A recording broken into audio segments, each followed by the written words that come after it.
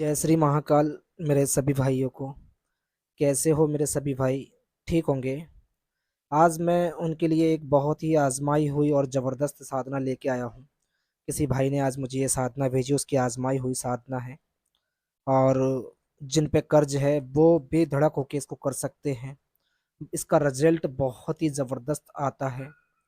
और इसमें मैं आपको पूरा विधि विधान विस्तार से बताऊंगा ताकि आपको समझ में आए, कोई भी चीज़ इसमें छुपाऊंगा नहीं। तो देखो, क्या वीडियो को पूरा देखना है, यही इजाज़त है। वीडियो को पूरा देखना है, इसके बिल्कुल भी नहीं करना है, ताकि आपको हर चीज़ बड़ी आसानी से समझ में आ सके। और आप बाद में फिर कमेंट करोगे, पूछोगे कि इसमें ये चीज़ रह गई, इसमें वो चीज़ रह गई। इससे अच्छा है भाई वीडियो को पूरा देखा करो। जब आप वीडियो को पूरा देखोगे तो आपको हर चीज़ समझ में आ जाएगी, आपको पूछने की आवश्यकता ही नहीं पड़ेगी। तो बढ़ते हैं बिना किसी देरी के वीडियो में आगे। तो इस साधना में देखो, अब जिनके पास कर्ज है भाई, जिनके पास कर्ज है वो हर रोज मरता है। किसी के पास कर्ज है तो ना वो चैन से सो सकता है, ना चैन से बैठ सकता है, ना उठ सकता है। उसके दिमाग में सिर्फ चिंताएं लगी रहती हैं, टेंशन लगी रहती है कि कभी कोई कर्ज वाला उसके यहाँ ना आ जाए। कभी कोई रात के टाइम जब वो सोता है कोई दरवाजा ना खटखटा दे कर्ज वाला उसके यहाँ। तो जब कर्ज होता है तो बहुत चिंताएं बढ़ जाती हैं। तो उन्हीं भाइयों के लिए ये साधना है, बेधड़क होके करना भाई। अब इसमें जो नवरात्रि आने वाली है, 22 तारीख से जो नवरात्रि है, इसमें आपको इस चीज़ को स्टार्ट करना पड़ेगा, इस साधना को स्टार्ट करना है। ठीक है ना? क्योंकि नवरात्रि का समय बहुत बढ़िया है। अगर नवरात्रि चूक गई है, क्योंकि अभी तो देखो क्या नवरात्रि चल रही है, तो नवरात्रि में इस चीज़ को कर लोगे आप। अगर आप नवरात्रि के बाद ये वीडियो देख रहे हो तो फिर आप किसी भी इतवार से इस साधना को स्टार्ट कर देना। किसी भी इतवार से, इतवार शुक्रवार से स्टार्ट कर सकते हो। ठीक है ना? इस साधना को तो नवरात्रि 22 तारीख को जो नवरात्रि आने वाली है, इसमें आपको ये साधना करनी है। इसमें अब सामग्री की क्या आवश्यकता पड़ेगी, सबसे पहले मैं आपको वो बता देता हूँ। साधना से एक दिन पहले आपको क्या करना है वो चीज जान लो पहले तो। देखो, जब साधना करोगे उससे एक दिन पहले नहा धोकर आपको सुबह के समय ये 5 चीजें आपको तोशा के तौर पर रखनी है। तोशा, भैरव बाबा का जो तोशा होता है। आपको एक मीठा पान चाहिए जिसमें लौंग लगी हो। ठीक है ना? पान हो एक। और चमेली के फूल इस टाइम मिल जाते हैं, तो चमेली के फूल ले लें आप। अगर चमेली नहीं है तो फिर कोई सा भी फूल यूज कर लें, लेकिन अगर चमेली है तो बहुत अच्छी बात है भाई। नहीं है तो फिर कोई दिक्कत नहीं, कोई सा भी फूल ले लीजिए। 5 लड्डू आपको लेना है। और जो मंगोड़ा होते हैं, जो मंगोड़ा जो होटलों पे मिल जाते हैं, दुकानों पे मिल जाते हैं। और आपको धूप बत्ती ले लेना है। ये 5 चीज आपको ले लेना है: पान, चमेली के फूल, लड्डू, मंगोड़ा और धूप बत्ती। अगर मंगोड़ा भी नहीं है तो भी कोई दिक्कत नहीं है, नहीं है तो भी कोई दिक्कत नहीं, लेकिन 3 चीज होना चाहिए भाई। चमेली के फूल होना चाहिए, मीठा पान होना चाहिए जिसमें लौंग लगी हो, और 5 लड्डू आपको चाहिए, और धूप बत्ती। ये आपको ले लेना है। और लेने के बाद में आपको सीधा भैरव मंदिर चले जाना है। आपके आसपास जो भी भैरव मंदिर है वहां पर आप चले जाइए।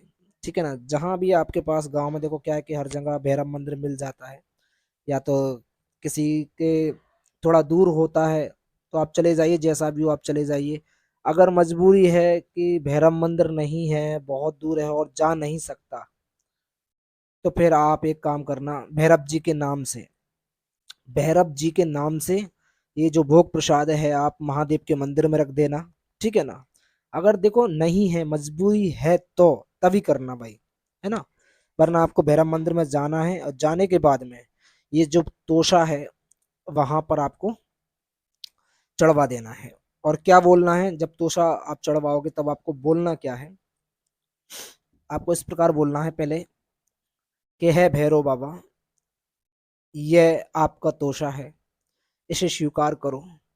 और जो मैं गुरु आज्ञा से जो साधना करने जा रहा हूँ, इसमें मुझे सफलता मिले, सफलता प्राप्त हो, ऐसा आशीर्वाद दीजिए। ठीक है ना? आपको ये बोल देना है। और प्रसाद चढ़ाने के बाद में आप अपने घर आ जाइए। और दूसरे दिन ये आपको क्रिया जो है एक दिन पहले करनी है और बता देना, ठीक है ना। एक दिन पहले आपको ये क्रिया करनी है। अब इसमें नवरात्रि वाले दिन इस साधना को आप कहीं भी कर सकते हो, अपने पूजा रूम में कर सकते हो, किसी भी जगह पर आप संपन्न कर सकते हो इस साधना को, ठीक है ना। पूजा रूम में भी कर लीजिए, जहां आपको इच्छा पड़े वहां कर सकते हो।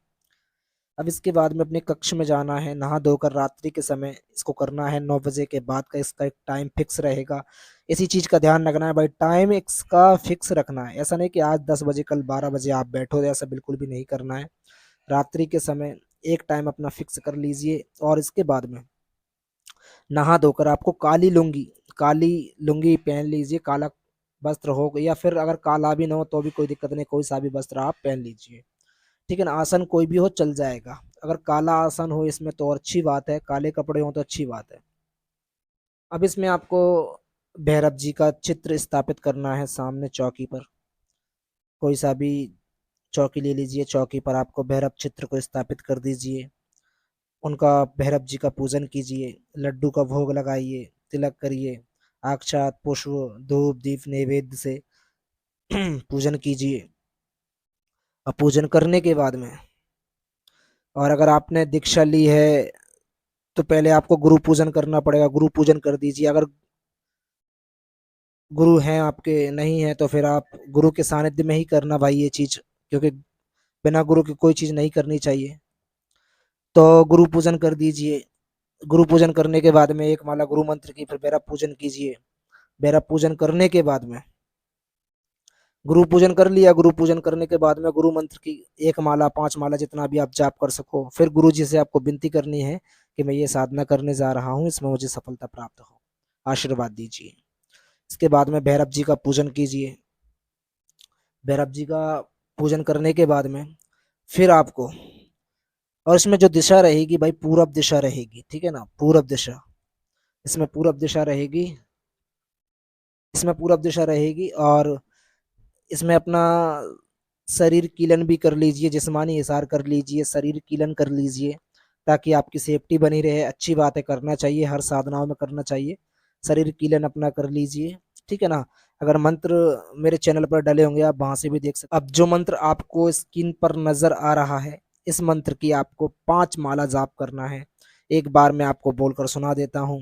मंत्र कुछ इस प्रकार है। भैरवनाथ काली का पूत, बांधे 4 कोट के भूत, हाथ कड़ा मोड़े मला, खोले घड़ा बता धड़ा, ठीक है ना। इसको आपको 5 माला इसकी जाप करना है। और जाप करने के बाद में ये आपका पहला दिन हो गया। इसी प्रकार से आपको 9 दिन तक मंत्र जाप करना है। 9 दिन तक आपको इसका अनुभव भी होगा। अब आपको 2-3 दिन के बाद में भी नंबर मिलना, सपने में दिखाई देना चालू हो जाएंगे। लेकिन अपना तसब्बुर रखना है कि कौन सा नंबर आपको चाहिए। ये चीज अपने जहन में रखना है, मन में रखना है कि मुझे फला घड़ी का नंबर चाहिए, बस, ठीक है ना। अब इसके बाद में जब ये नवरात्रि में आप इसको सिद्ध कर लो, तो सिद्ध करने के बाद में इसको एक माला आप रोज करिए 40 दिन तक, फिर दोबारा से। अब याद रखिए, ये आपने नवरात्रि में किया, अब इसकी आपको किसी चीज सामान रखने की आवश्यकता नहीं है।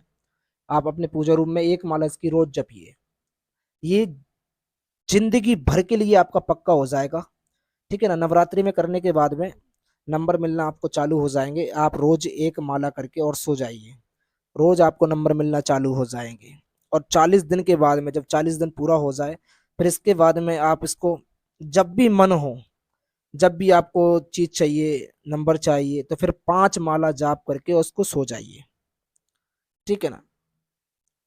कम से कम ये साधना करने के बाद में नवरात्रि में इसको 40 दिन तक एक माला करते रहिए। जो आप पूजा करते हो नॉर्मल गुरु मंत्र का जाप करते हो, चाहे सुबह कीजिए चाहे शाम को कीजिए, लेकिन एक माला आप कंटिन्यू करते रहिए। और 40 दिन, जैसे देखो 40 दिन जब आप इसको करोगे तो आपको नंबर तो वैसे ही मिलना चालू हो जाएंगे पहले ही, ठीक है ना। 40 दिन पूरा होने के बाद में फिर ये साधना आपकी कंप्लीट है। अब इसके बाद में आप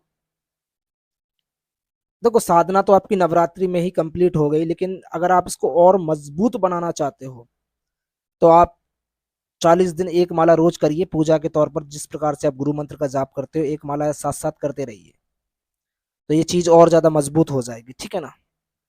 और आपको जो नंबर चाहिए अपने जहन में रखना, नंबर की आपको प्राप्ति होती ही रहेगी इससे। बहुत ज़बरदस्त साधना है ये, ठीक है ना। करिए इसको और लाभ उठाइए, लेकिन कोई भी साधना करें हमेशा गुरु के सानिध्य और मार्गदर्शन में ही करें, ठीक है ना। बिना गुरु के बिल्कुल भी नहीं करना है। और अगर आपके गुरु हैं तो आप अपने गुरु के सानिध्य में ये साधना कर सकते हो, ठीक है ना। नहीं है तो बिल्कुल मत करना भाई, क्योंकि अपना समय बर्बाद मत करना। गुरु है तो गुरु की आज्ञा लेकर गुरु के सानिध्य में ही साधना करना चाहिए। तो मिलते हैं अगली वीडियो में, जब तक के लिए सभी भाइयों को जय महाकाल, जय माता दी।